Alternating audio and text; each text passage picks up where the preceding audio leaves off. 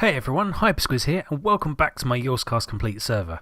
Today's episode, I'm going to be covering a few things. I want to go into magical crops a little bit, not too much, just a little bit of a dabble. I also want to cover an alternate power system that I've been working on that I'm going to use for a renewable power source instead of hydrogen.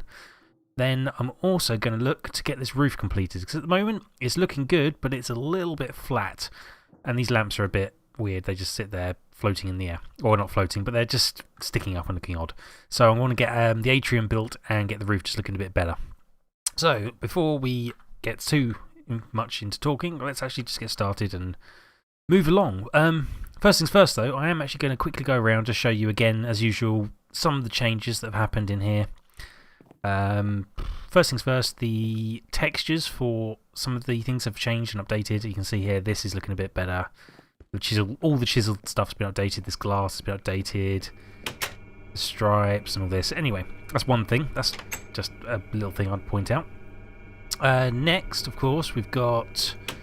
If I head over to my production rooms, we've got this room, which I was showing before. It's got a few extra bits in it.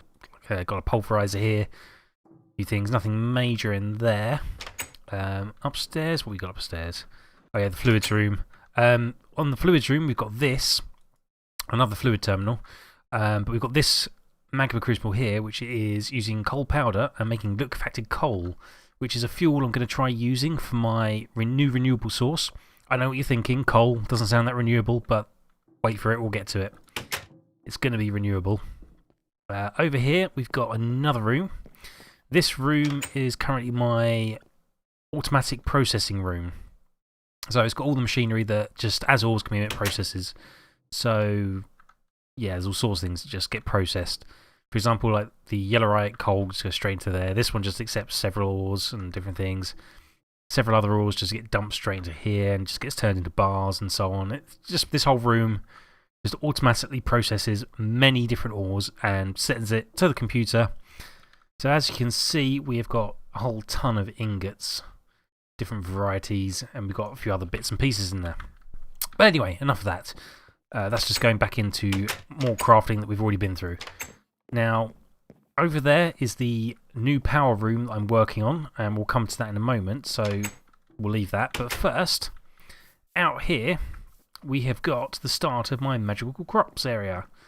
Now, I didn't want to go too far into this mod, really, because it's good. You can actually pretty much make every single ore and ingots you need, and you can just grow it. But I didn't want to do that because I think it's a bit too easy. Once you've got them, you just grow them and you just never run out of anything. I like having to use the digital miner to mine up ores, so I didn't bother with that. But what I have done is to set up this coal crop here using a custom texture for the crop itself. As you can see, it looks a bit different. It looks like it looks a bit different basically. It's not the same as normal. Normally they'd look like this. They look the same as this, but we've got a slightly modified texture pack on here. But anyway, let's go into how the magical crops are set up and how you actually get them. You probably already know this, but I'll cover it anyway. So, first thing you want to find is essence ore, which is this little block here.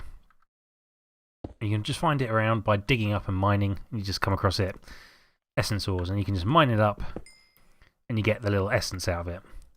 If you use a digital miner, if you silk touch up one of these, stick it in the digital miner as a ore stack, you can just mine it up, and I actually did that. I ended up mining a whole ton of this stuff. Hence, I've got a whole ton of essence here. Now, the next thing you would want to do is make an infused, I can't remember the exact name of it, infused. No, it's not infused, it's infusion, sorry. There we go, infusion stone. Now, infusion stone is nice and easy. You just surround a diamond or an emerald with essence, which I've done. So I have got in my computer an infusion stone, weak infusion stone, which is the first one you get. And then with that, you can do several things. If we, for example, come out of there, grab infusion stone. If we U on that, you can turn essence dusts into weak essence. Now, this is the first step in any kind of magical crops. So we just bung that in there with a bit of essence around it. Gives us these weak essences.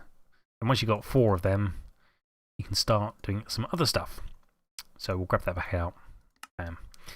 Okay, so the next thing you'd have to do is make your first crop. Now, you've got a few choices. You can do all sorts of different things. But essentially, if I grab the weak essence out for a sec,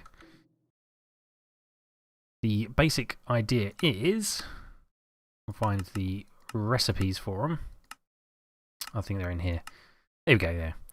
So you got, I don't actually know what you do with air seeds. Won't worry about it too much. Got fire seeds, earth seeds, water seeds, dye seeds, and coal seeds. That's the first tier. But basically, the recipe, as you can see there, it's just you chuck a seed in the middle, the essence around the edge, and then depending on what you want to do, for example, for the coal crops, you just place the 4 corners with whatever the thing is. And that will give you a seed. And what I did was I started off with coal because it was my primary thing that I wanted to work on. And I grabbed 2 of those. And with 2 of them, I was able to set up my first crop field.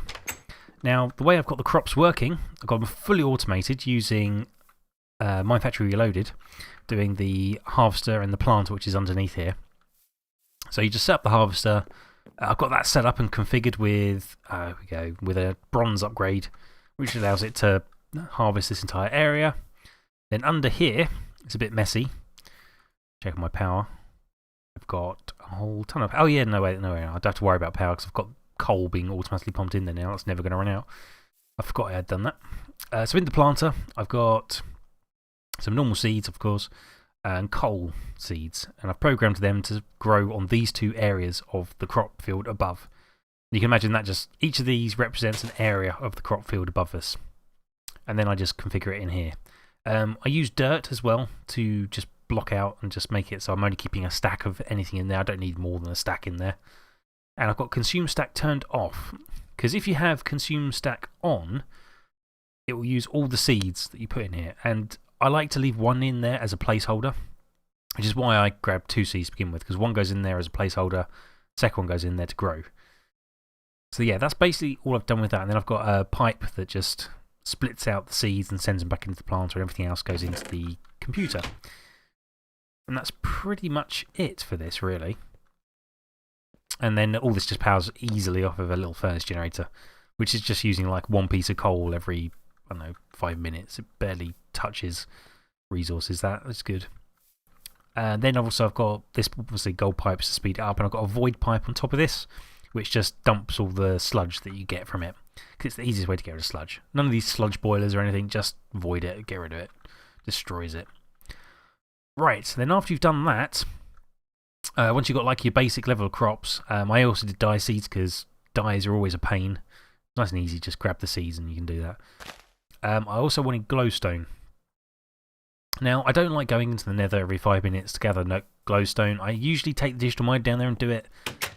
But yeah, you end up having to move around several times, and it takes ages. So, I then moved on to the glowstone, which basically you take the weak infusion stone, and any of your tier 1 essences, so go for coal, and surround that.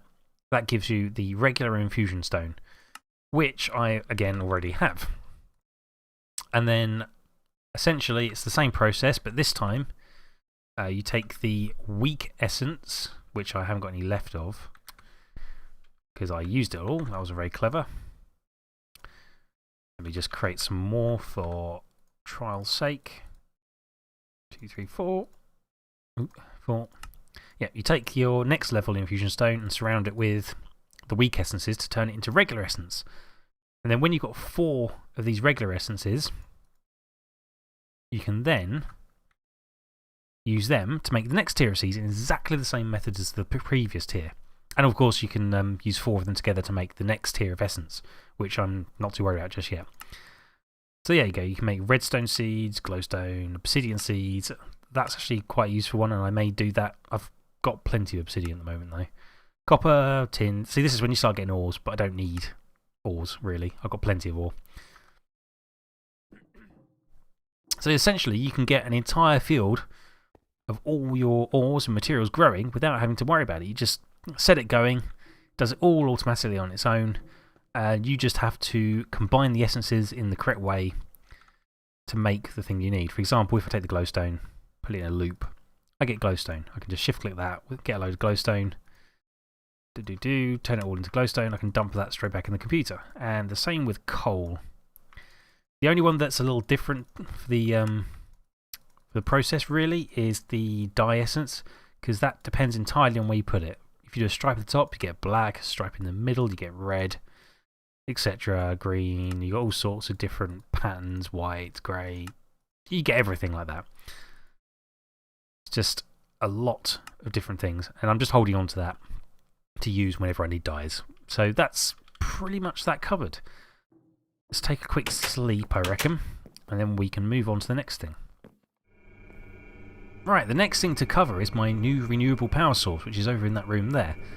As you can see, I've been using hydrogen up to this point, which is good, but a little noisy. I'm probably going to keep these here to run this computer. It runs computer okay. I think I'm using 3 of the generators at the moment. The 4th one's just a backup when needed, with a buffer there as well. So that's all running fine at the moment. But as I get to higher level stuff, I'm probably going to need more power. So what I've got going on over here, this is kind of cool. What I've got the essence from the farm coming in, generating coal, which is obviously nice and easy. I've got plenty of coal coming in from that. And then in here, we've got, looks like a mess, but essentially there's loads of gaps where I haven't put machinery in yet. But what I'm going to do is, this is a completed section. We've got 4 compression dynamos across the top and 4 across the bottom.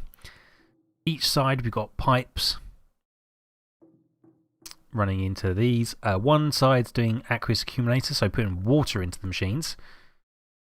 One side has liquefied coal being pumped straight out of my computer. And the way that's set up is I've got the magma crucible, which is on a level emitter that automatically generates liquefied coal up to 30 buckets in the computer, I think. So if I start emptying that into here, see, that will just empty into the engines that are there, like so. These will each fill up with a bit and will run. They'll dump all their power out, because they just will. And they'll dump it all straight out into this elite energy cube. Currently, the power is actually being used to fill up the cable, so that's not going to change for a little bit. Eventually, that will start filling up. And what I'm going to do quickly is I'm just going to finish this. I'm going to complete this, put the rest of the engines in. I'm going to turn that off so it's not doing that anymore. Let's generate or create the rest of the engine. So I need another 8, 16. I need quite a few. So yeah, let's get... I've already set up the recipe, so I need 24 more of these. Set that going, that'll just craft up. You can see they craft pretty quick, because there's not much in them that's complicated. Just let that run through. And there we go, 24 compression dynamos. I've pretty much got everything I need set up. I do need some more cable, however. Actually, there we go, I've got cable there.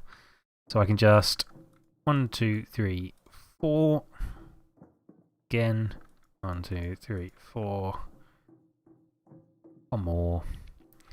Little power star going on here. It's not the most efficient use of space, but it does the job.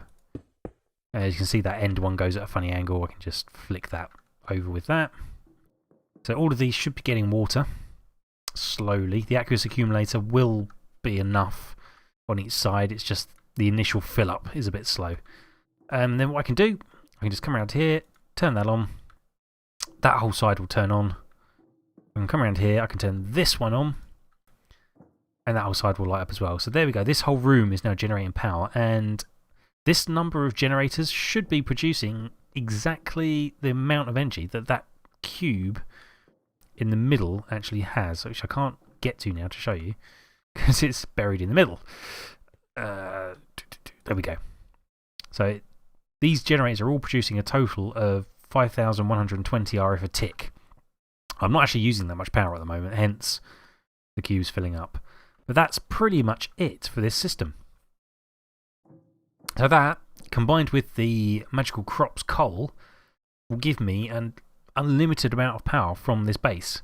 albeit only at 5,120 RF a tick, it's still renewable and continuous, so I don't have to worry about it.